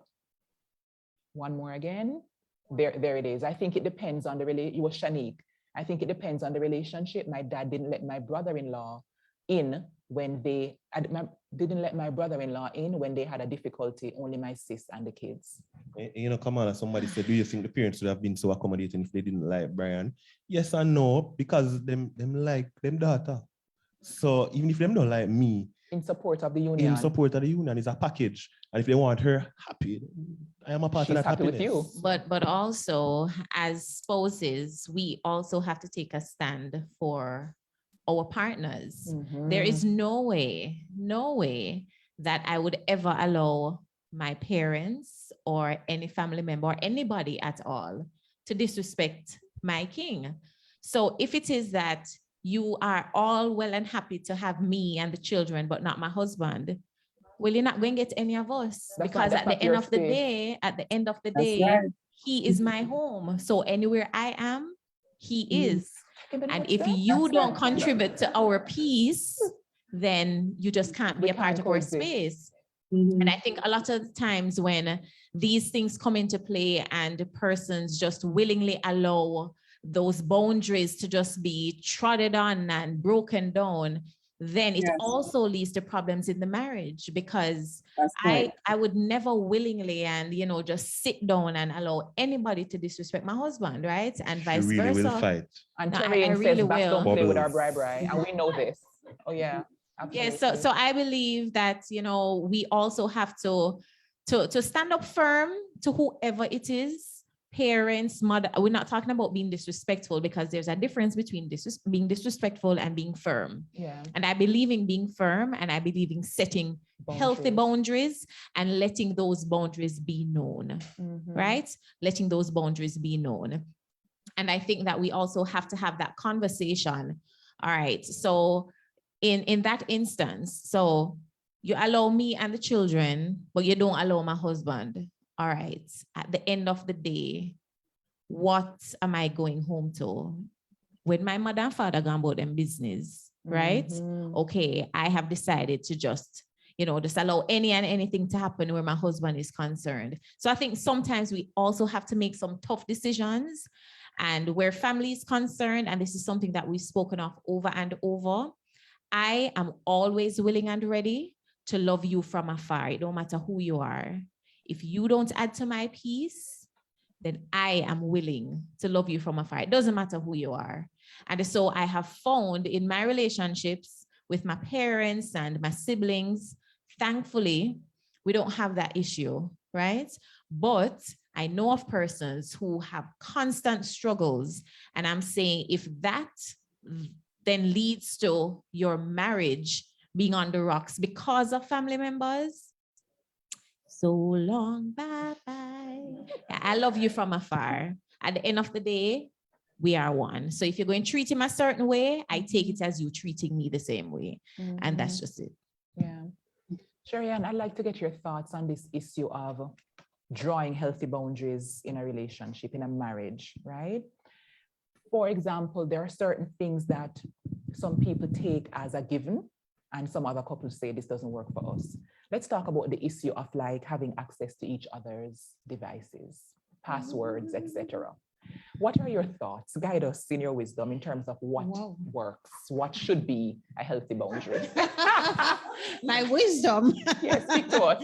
I think that's probably outside my wheelhouse, right? But the truth is that we're all entitled to our space and to our privacy. And what I think we've been reiterating over and over again is the issue of trust. And if you get to that place where you are always tempted to look behind what I've said by checking my phone, by following me, then I think the relationship has already deteriorated, So the foundation is trust. And it's knowing too that the things you do to that other person, you need to be prepared to have your space violated in that way too. Because if you do it to him, then chances are he'll do it to you as well. And you always have to pause and ask yourself, how would I feel in that scenario? And it's simply unhealthy. And especially if children are involved, then it leads to some serious discontent. And it tells you as well that the communication isn't flowing the way it should. Because if you are constantly thinking that what you're hearing, there's more to the story, then where does there are it bigger go? issues at A play. lot of energy. Bigger issues, much bigger Yeah. issues. Yeah. So if you think it's getting to that place, then you probably need to be checking yourself first of all, because you know, Kamala, from doing counseling, that many times when people come to you as a couple seeking couples counseling, that what they really need is individual counseling to figure themselves out, because it's what is happening within you that is oftentimes preventing you from having a healthy relationship with somebody else. Absolutely. So true. Nodding. Rose, what are your So thoughts true. on that?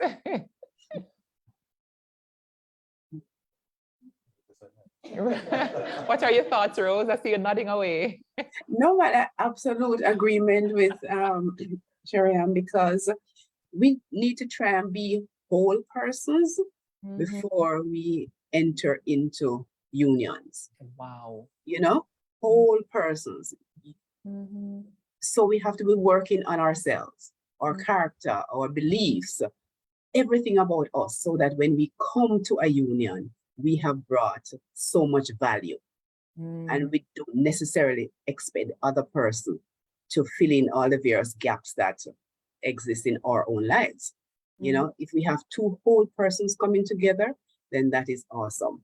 If we have broken people, broken from all kinds of situations, the situations could be as wide as the ocean. So if we have some stuff that needs to be sorted out before we get married, then that is a good idea to do that, so that we don't bring those baggages into the union, because they can be really heavy and weighty and cause problems. Absolutely. You know? You know And what's you know- interesting? Yeah, go ahead, Sharianne. You know what happens quite often is that when someone comes to me and says that the relationship has broken down, I always ask, have you attempted counseling? Because taking on legal matters is challenging in and of itself. When emotions are tied into those legal issues, you cannot even give clear instructions as to what you want out of that legal encounter. So everything else becomes muddled. And I often say, get the counseling support even before you come back to me, because I don't want us to start legal proceedings only to have you fall apart. Because Rose talks about people being whole people. Most times when they get to my office, they're not so whole anymore. My God. It's the truth. Yes, I And believe the you. hardest thing is when children are involved. And I say to them, there are so many relationships at play here. You've got to separate them. You both have to learn to co-parent. Each of you has a separate relationship with the children, and you have to work on that relationship between each other, because you have to get to that point of civility. When all the acrimony has died, if you have children together, you're parents for life. Listen, no matter if I like you, if I can't stand you, if I hate you. It's so interesting to me how we're sitting here talking about boundaries in marriage and relationships, and we end up talking about whole people and us being whole before we're married. We can't escape it. Because the fact of the matter is that even the tips that Rose was dropping earlier about, you know, budgeting and having a goal, those are the things which will then allow us to have healthy financial conversations in the marriage. If I come in and I just spend $15,000 upon grocery and $2,000 upon lunch, because I don't want to, but I spend the money to buy the food, you know, I don't want to cook today, I'm going to eat out. And I do that every single week. Things like those habits are going to be hard for me to break when I go into a relationship. And then added to that now is the challenge that many of us have, especially as women, where we're looking for a financially excellent partner. I'm supposed to have the house and the lands, plural, and I'm supposed to own one yacht, and I'm supposed to have investments, and I'm supposed to have cars or cars, plural. Van. The Tundra. Yeah, I'm supposed to have all these things. And then look in the mirror, you're like, but are you a financially excellent partner? Would you be a liability to one good upstanding man? We have him think together. You know what I mean? So there's nowhere for us to hide. If we are talking about money, if we are talking about parenting, it starts with us. And I think it's a very important conversation for us to be willing to have at the beginning to say, what am I going to be giving to the people in son? Like, what am I contributing to a union before we jump in? And you know what else is true is that most times when people tell you what that death knell is for the union, they sit down and they reflect and they say, but I saw it from the start. Ooh, that You know? part. I saw it very early in the day that this was a problem, but that little molehill was never addressed and it ended up tripping them in the end. Because everything was so fabulous and sexy at the beginning. And we just ignored it. And it Yeah. becomes the biggest issue in the end. I want to get a couple of your thoughts quickly as we're moving towards the second giveaway and any audience questions in the room, right? As it relates to boundaries with in-laws and with the persons around the couple, what are some of the things to bear in mind? What are some of the important tips for establishing healthy boundaries with the parents and the sister and the brother, of the wife or the husband? Do you think, for example, I'm going to start with Basillia. Do you think, for example, or what do you think should be allowed as it relates to sharing with those people? So if there is an argument or a concern in the marriage, do you think mom, dad, sister, brother should be open to hearing those things? If you call them and tell them and complain, what do you think? All right. So first of all, again, I think it boils down to relationship, but I also am firm on, you don't call your in-laws and your sister, brother for every little thing, but I'm very keen on seeking wise counsel, right? And I say that because you may not want to call your mother for the counsel, but the friend where you call cannot give you proper counseling, sure. Right? And I can speak from experience. When Brian and I were going through a very rough patch when we were living apart, we weren't separated. We were living in different spaces for 3 years because, of the story earlier, the baby and the job and all of that. And during that time, I literally gave up. I gave up on my marriage. I'm like, I can't do this anymore. Especially being a new mom, and Kamala knows this because I went to her for counseling. I'm like, okay, this postpartum anxiety is getting out of control. I don't know how to manage all my emotions, etc. And I will pause to say there is nothing wrong with getting help. A lot of times we feel like, oh, you must be mad if you're going to go and get counseling, right? Yes. And during that time when I literally was giving up, I gave up on my marriage. I'm like, I can't do this anymore. I remember one night Brian came home and me wheel my tail and gone to my mother's room because him come home, go and stay with the baby them. I don't have nothing to do with you. When I went into my mother's room, she run me out. She said, and I say, go. We're here. Go work it out with your husband. When you're not all right and you want to come and chill, fine. But I am not that safe haven to get away from the problems in your marriage. Just because you don't want to chat to him, you come sit with me. And my mother run me proper. So I had to say, why you're picking me or Brian? She said, both of you. So guess what happened? Go work it out and then come back. And there were times when, even before we got married, because, my mom-in-law, she was ill at the time, still, going through the process. I said to mom that, I don't know if I want to take this on. And she said to me, is Brian a good man? I said, good is not even a word. Oh my gosh. And she said, okay, just know that just like with everything else, good things don't come easy. So if it's something that you can maneuver with him, push through. And so I will say, you have to know where you can get that wise counsel from. And for me, that wise counsel has always been my mother. I'm going to call her every time we have an argument.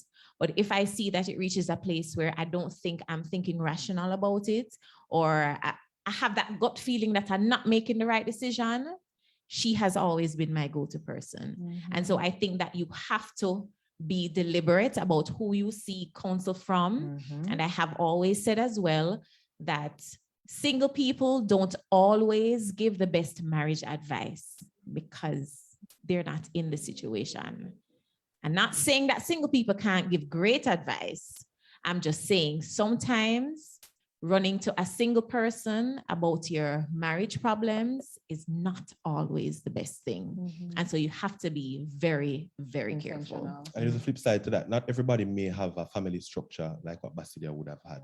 I've never talked to my mother about sex. In case you're watching, I can't say. You can't say the word. Still, yeah. We'll be watching TV and cartoon, you know, and some little kissing going on in the cartoon and uncomfortable say mommy in the room, right? And not everybody is going to have a mother who may have that. How many years of experience? How long they married? Almost 40 years. 40 years of a Wow. stable relationship. So you're not gonna go to mommy for counsel, and sadly some people do. When you know mommy is at home every day watching Days of Our Lives, Generation, Bold and the Beautiful, and mommy are gonna say, you know what, the same thing reached up on the TV. And you're gonna say, yes, mommy. And respectfully, a lot of women use different situations. Lifetime. Pull back. Some women, not a lot, use situations what they see on TV and they apply it to their relationships because of that happen. And them hear about them friend and them say, oh, if I that happen, what say it happen here. So you have to be careful with how you do it. You must know what your parents stand for. And if it's the same thing, like what you want in your relationship, then you can seek counsel and advice. But you can't just go to every mother-in-law or father-in-law for advice because, oh yeah, don't go home now and say, oh, Basillia, did you talk to friend mother something good? It has to be of a similar ilk to what it is that you want in your relationship. It has to be trusted. Yeah, and I will add, also be careful of what you consume.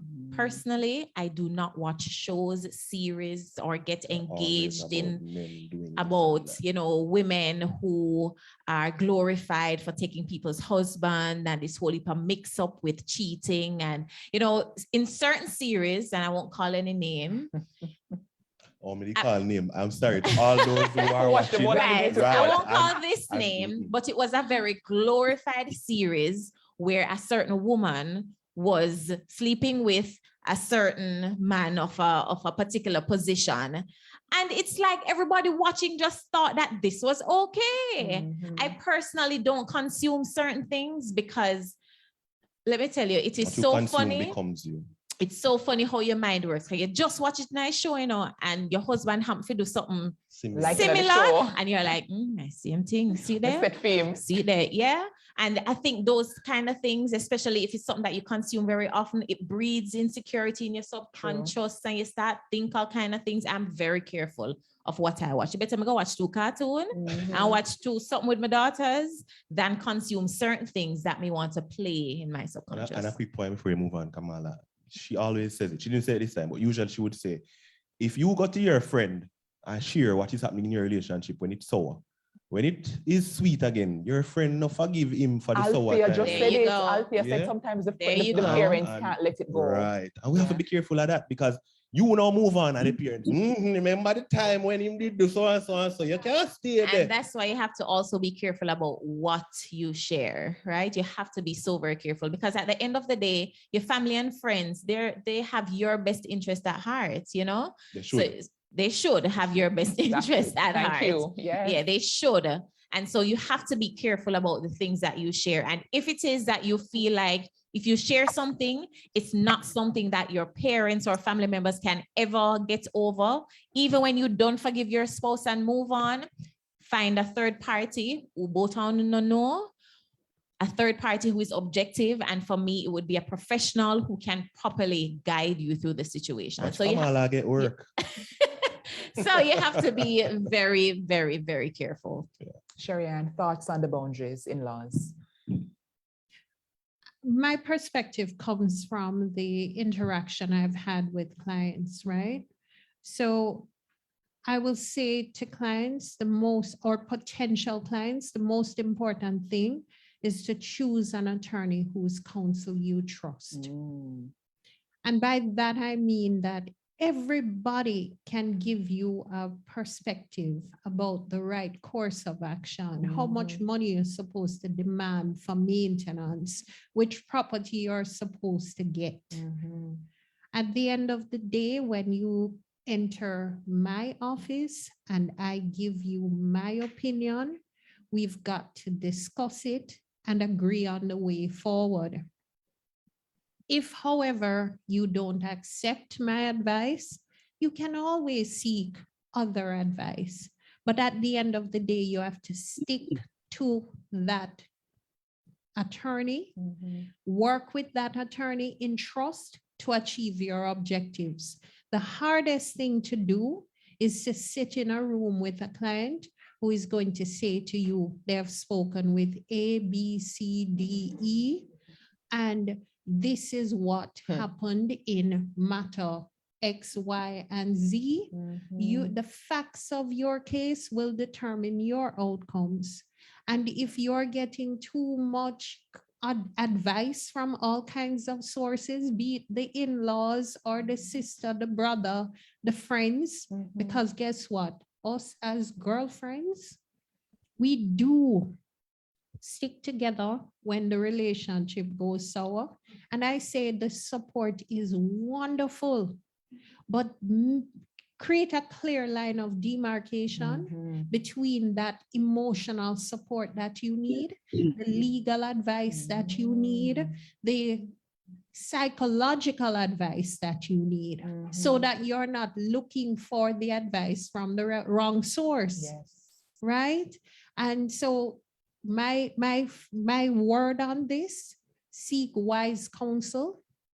And by seeking wise counsel now, I mean be very discerning in terms of the person you choose to reach out to. Mhm. It's not everything good for eat, good for talk, right? Ooh, Don't tell yes. everybody everything. And when clients come in to me, I say to them, there's no shame in saying to me after you have received counseling advice Mhm. that I don't want to go ahead with this divorce. I endorse it, I'll support you. Go Mhm. ahead. But it becomes more challenging when you have shared with everybody in your circle that things have fallen apart, because even if that's where your heart wants you to go, you're afraid to do it because you're going to lose favor with your friends. The pressure it creates, an unspoken pressure. Unspoken. And so choose wise counsel. Mhm. You need legal support and advice, but you have to recognize when you need psychological support and advice too, and separate the two. Because I'll tell you, the hardest thing is to get clear instructions when the emotional baggage is not cleared up. Mhm. I love that. So many gems. I'm going to launch the last giveaway question, and then I'm going to ask Rose to give her thoughts on this very topic. So for those who are watching or joining us virtually, you have the chance to win for yourself another prize, which is going to be different this week. I am a therapist and a coach, and I'm happy to be offering a group coaching program. And this one is a group monthly membership. And the JN group is putting their money where their mouth is. They support small businesses and they support the well-being of our Life Class family. So we're gifting one person tonight from our virtual audience, right? From the virtual audience, okay. I was going to say from the audience, but how do we get it, right? We're gifting the virtual audience first. One lucky person will have the chance to win for yourself a monthly membership in my group coaching program. And the question for you to answer correctly to win is, what is the title of the next life class in the series? What is the title of the next life class episode in this series? So the first person to correctly put that answer in the chat will win for themselves 1 month's membership in the ultimate level of group coaching program. All right. And now I'm going to ask Rose to give her thoughts on this issue of the boundaries as it relates to the in-laws in particular. Kamala, I want to go back to our starting out as whole persons, because on Monday, I'm going to celebrate 41 years of marriage. Wow. And when I started out, I cannot say that my mother-in-law and I got off to the best of starts. But in having the conversation, I understood why. She was losing the son that was the closest to her.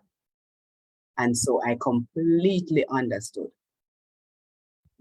And then where did I go from there? I just be myself.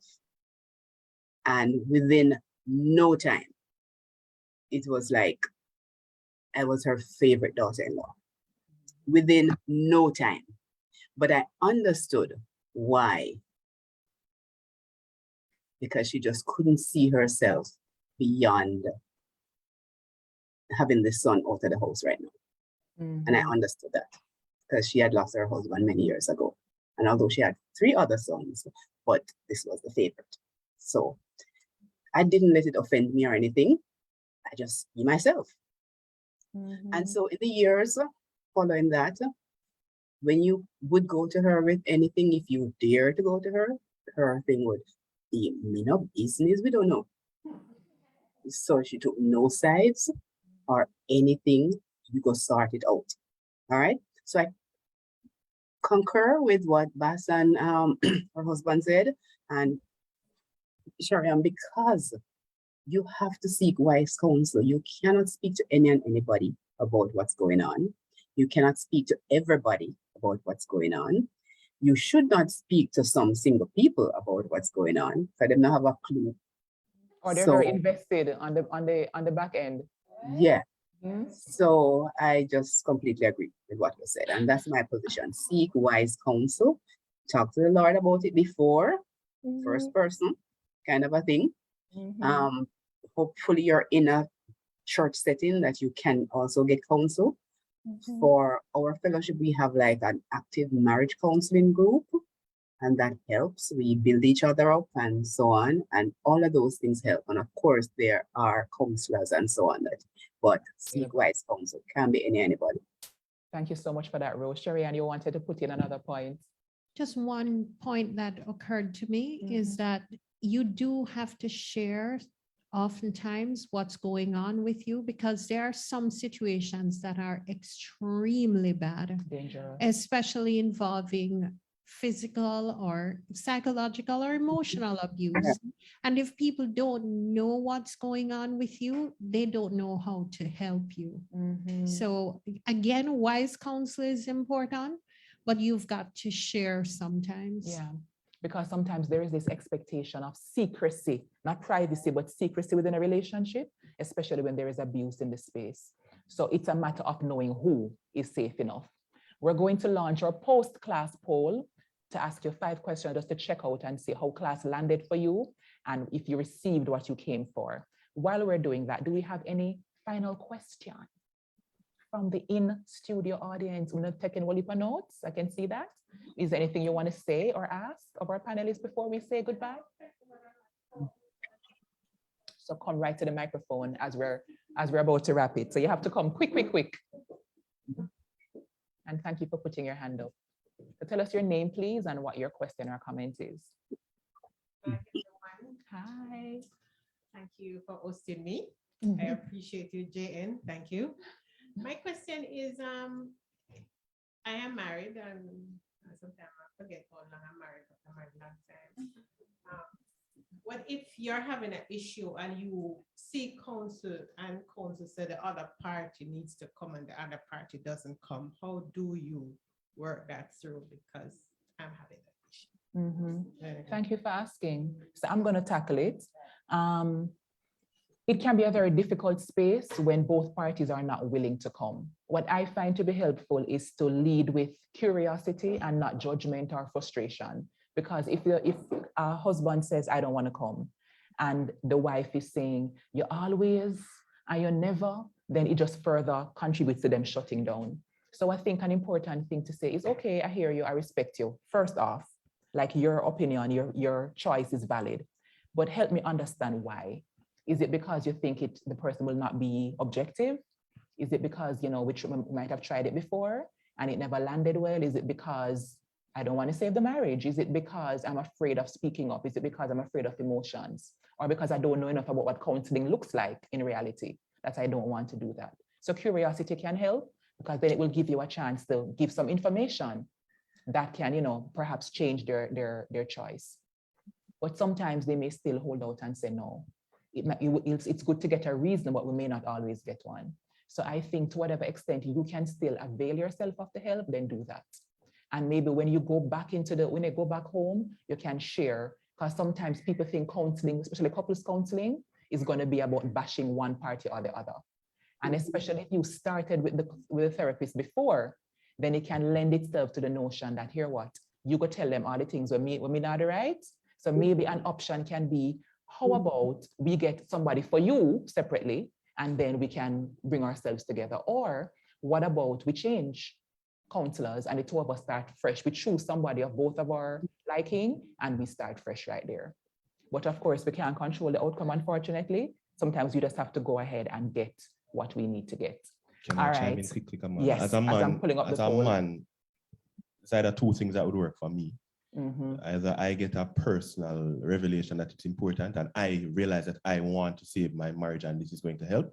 Or you see, like how Madam Counsel says that, you know, the girlfriends have them group or whatever. If I'm brethren, try bring it to me a different way, because a lady has never been able to convince me about the importance of counseling because of how women view counseling versus how men view counseling. So if a brethren able to bring it to me a different way, I'm not saying you're gonna get a friend and tell them your business and let the person go, but if a brethren can instill in him the importance of counseling, it will make a world of a difference. This has been a powerful conversation. I love it. And I can tell it was valuable because of how many people in the comments have been even dropping their email addresses to get their recording from tonight. You don't have to drop it though. We are going to send it to everybody who registered. All right, so here are the results of our poll. My mood has improved. 67% of you said yes, and 24% of you said sort of. So in all, 91% of our viewers got a better mood from coming to class, and we're grateful for that. 89% of you, well, 99% of you said either yes or sort of, in response to the panelists' expertise has given me a better understanding of what healthy boundaries in relationships can look like. So panelists, big up on yourself, because the work has been did, right? I feel more equipped to manage boundary issues in my relationship. 96% of you said either yes or sort of, which is excellent. Number 4, I better understand the legal implications of sharing and separation of assets in relationships. Counsel, you get the highest ratings tonight. 99% of you said either yes or, want to big up counselor, please, big up. Sherry Ann, right? And finally, 97% of you said I received what I expected from this class. Want to big up on yourself.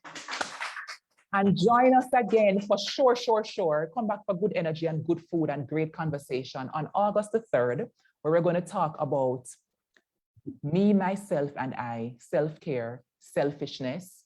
We say it wrong, don't it? Selfishness or self-care, me, myself, and I. All right. So come back on August 3rd for another riveting episode. Congrats to the winner of the group coaching and the Amazon giveaway. And next class, we'll have more things to gift you with. Until then, take care of a good self. Make up some noise for the panelists and for the in-studio audience. And let me just finally big up the team behind the scenes, JNTV, Celia, Whitney, Pilar, Therese, Claudine, Kevin, all of you. Thank you for all you do, and take care of a good selves until next time. We're not getting any music? Okay.